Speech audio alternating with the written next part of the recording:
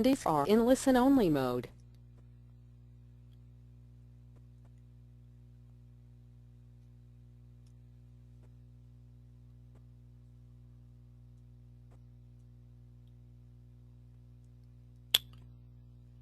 Hello everyone, this is Joe Zanola with What is the New Happiness Part 2. Learn what homebuyers really want. This presentation is being originally webcast on February 11th, 2014. We want to thank you for tuning in, as well as express a great amount of appreciation for the city of Mount Vernon, Illinois, specifically Mount Vernon Strategic Housing Program, for sponsoring this presentation. Hopefully you've received invitations like we're showing here. A couple of weeks ago we broadcast part 1 of What is the New Happiness, and this is part 2, so we hope you enjoy. If you are interested in learning more about developing, building, and living in the city of Mount Vernon, check out this website, buildmtvernonil.com, buildmountVernonIllinois.com. You'll see lots of great information about the city of Mount Vernon and opportunities to build, develop, and live there. We'll talk a little bit more about that later in this webcast. In part 1 of our webcast of What is the New Happiness, we talked about some really wonderful areas that Zanola Company's been able to work in over the last year or so, including the city of Mount Vernon, that based on their sponsorship and all their greatness, we're giving all sorts of recognition to the city of Mount Vernon, located right there. About 100 miles from St. Louis. Other areas that we've worked in, Austin, Jacksonville, Tuscaloosa, Knoxville, Winston-Salem, among many other areas that we've worked in throughout the Midwest, Mid-South, and Southeast over the last year, that have really contributed to helping us put this information together for you for these webcasts.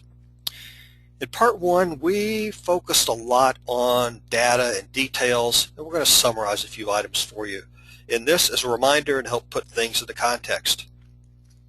In terms of demographics, we looked at population and saw lots across the country, and saw that growth by age as far as our country's population that's most occurring in all ages 55 years and older, and in the slot between 15 and 34 years old. The age groups that are losing population or just not doing much are 5 to 15-year-olds and 35 to 45 years old. Very interesting as we think about this new happiness. Things we're going to share with you later in terms of what so much housing has been built over the last couple of decades for parents with children this age, and they're the ones that are kind of losing we're losing in terms of population numbers based on age migration.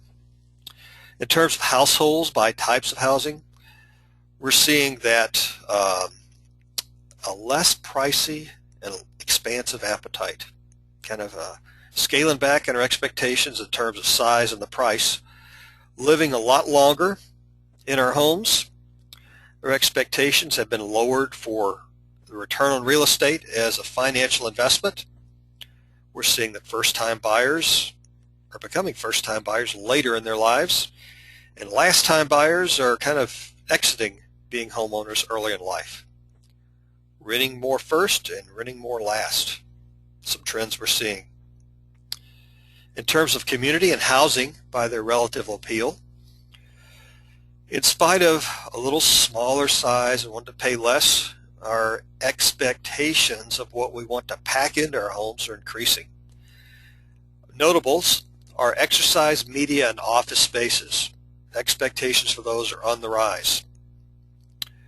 We have less extra to spend. Amenities, extras, better to be in the home price rather than added on or being a surprise. What we used to really treasure as far as the extra exclusivity that we would have, a lot of that's fading right now. The appeal of golf and gated communities kind of on the decline.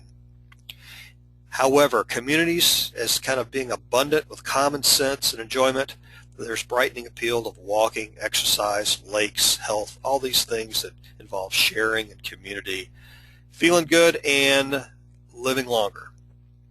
And the new happiness surprise in the midst of all this are these things that we prefer the most, like just good common sense health, are really the same things that we've preferred, put at the top of our list for years. With that look back at part one and summary, we're going to now move to the new happiness and kind of put it all together for you. Something we're calling Generation All. If you think back through those highlights we just showed you, we're kind of left behind and can think back on our communities, our neighborhoods, our homes, oftentimes having been built and developed for certain segments of our population in terms of age groups, in terms of where we are in having families, after families, before all those things. And what we see as kind of the unifying component of the new happiness is what we're calling Generation All. Not one single generation, but really communities and housing that can work for all generations. And we're going to cover that in one slide each for these four words here: communities, neighborhoods, homes, and features. Before we get into each of those slides, I do want to mention that we are seeing strong evidence and indicators that this is really the hierarchy of choice, the order that we choose things. The region, the grander area, kind of the geographic area that we want to choose to live in, whether it's a state, a region, a county, a big city, a small city, whatever, that we kind of make this geographic selection first. Be part of a city. And then neighborhoods, the area that we consider our neighbors to live in, that we want to be part of. Then we get to the homes. And then last, kind of the features within those homes. This can be a difficult point of view to take if you're a home builder, presuming that everybody just comes because of my homes. Well, they kind of filter through these other things before they got to your home. So this is very important for us to understand the context in which we choose to buy homes. Now, the one slide each that we talked about, we'll go through now. First of all, communities. Putting up the same map we had earlier with those different communities, the different areas highlighted. What we've seen that really attracts a broad basis of all generations are these common characteristics. They're communities that, one, gather, open for all generations, have that. They have very aspirational qualities for all across all generations. And they offer the ability to prosper for all generations also. Working later in life, having a choice to work or not to work, having places that young people can enter the market and find jobs, are big deals. So the Generation All approach, we're looking for communities that gather, aspire, and prosper. The next level we talked about are neighborhoods. Neighborhoods for all generations. What we have up here is a site plan of a community that Zanola Company's been happy to be involved in and continue to be involved in, called Wind River. It's located on Tellico Lake in East Tennessee. And this is an interesting story about what we're calling neighborhoods that live with multi-generations. The Wind River community is in its second life. Its first life, it was designed, planned as kind of a higher end, mostly, if not really targeted for baby boomers and retirees. It's in fact located directly across Tellico Lake from Tellico Village, really successful long-term retirement community. Whereas Tellico Village across the lake is kind of focused on retiring and has an aging population in it now. We have really looked at positioning this community, Wind River, as one that will be ready and living for all generations. Retirees, baby boomers, active families, those entering the home buying market. Thinking a number of things. One is that we aspire to live amongst kind of the breadth of life as opposed to be, as in the past, really segregated into one generational component.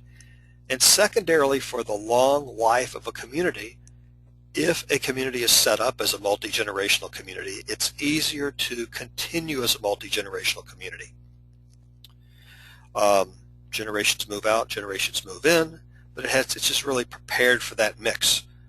So while it's giving itself a longer lifespan to continue, it also is bringing in the vibrancy that we are seeing ourselves desire more for that new happiness to be around all generations. Now moving to the home itself, talking about the community, the neighborhoods, and now the home. This is something that I think kind of captures the essence, and after this program I'm going to encourage you to go to this four great new plans for 2014 that appeared in the online version of Builder Magazine. You can search for that and you'll see more about what we're talking about in this slide here. This slide is intended to introduce you and help you kind of get your arms around the idea of homes now being designed and built to work with some modifications across the generational bandwidth. As you read this and look at the floor plans, you'll see that what they're calling the broad appeal, that there are versatile layouts that are in these homes that make it a great choice for all generations, whether a young family, empty nesters, with guests, without guests, retirees, whatever, that the same general home plan has been designed and thought forward and in all different ways to be accommodatable for whatever generation would choose to move in. Within the community of multi-generation, we have homes that are set up that can be bought new with certain features adjusted for that generation that's buying it, as well as be easily accommodated for a different generation that may buy it in the future. So that broad appeal, new plans being thought now and discussed in terms of a broad generational appeal, homes that work for generation all. And finally, features. Tech gets built in everywhere in the home. We're certainly seeing this now, and we see that things like this coming soon from Honeywell, all sorts of things, that the technology begins to be built in everywhere in the home. And if one thing is really broad-based and fits all generations, it is certainly technology. And that will become more and more and more in the future. So what about you? What's your new happiness? What are you thinking about in terms of the community you want to live in, the neighborhoods you want to live in, the homes, the features you want? Are you thinking in terms of something that would work for you today but have a broader appeal for many generations? Are you thinking about living in communities that would be more appealing to you if they had more vibrancy in terms of all age groups that you could experience? Let us know. We'll be glad to hear from you. We're thinking about expanding this What's the New Happiness series, and it would be fun to take each one of those aspects in terms of the community, the neighborhood, the home, and the features, and do a little webcast on each one of those. But for today, we're going to wrap it up. Again, we want to thank the City of Mount Vernon Strategic Housing Program for sponsoring this program. We want to invite you to learn more about the City of Mount Vernon. We are greatly appreciative for Build Mount Vernon, Illinois being a place you can go to find out more about developing, building, and living in the City of Mount Vernon. And finally, if you'd like to have some personal contact with us about the information we provided today, as well as specifically Mount Vernon, here's our contact information. You could call me, Joe Zanola, at this information here, as well as Nathan McKenna, the Capital Projects Manager and City Zoning Official at the City of Mount Vernon, at this information here. With that, we're going to wrap up. Thank you again for tuning in. We always are happy to be able to present these webcasts for you, and we look forward to talking to you and hearing from you more in the future. Thank you very much.